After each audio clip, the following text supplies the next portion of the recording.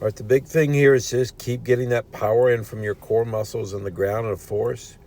Even on this isn't better, but you can see there's a lot of hip twisting and shoulders twisting and arms pulling in.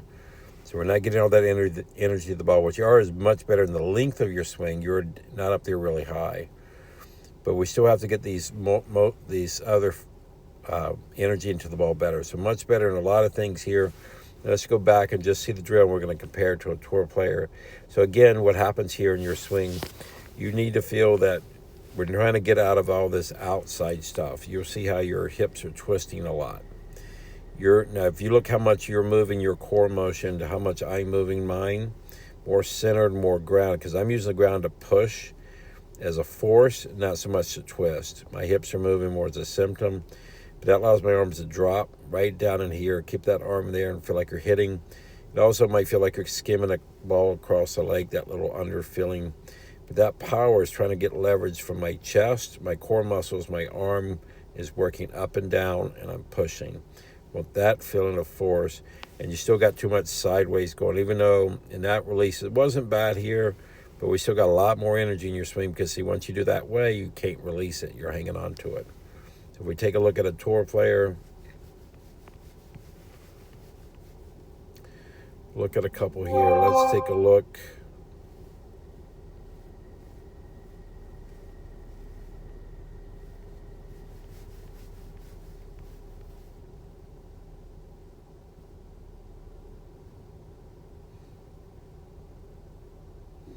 Okay, so we'll look at a couple of players. This is Jon Rahm. Again, watch how simple his energy is. He's not twisting a lot. You see how stable his hips are. You're still trying to get energy from the outward feeling of the hips and shoulders. He's just going to load, push. Look at the force. So imagine me doing that drill with that right-handed drill. That's his force, and that's his release. We'll go back and look at.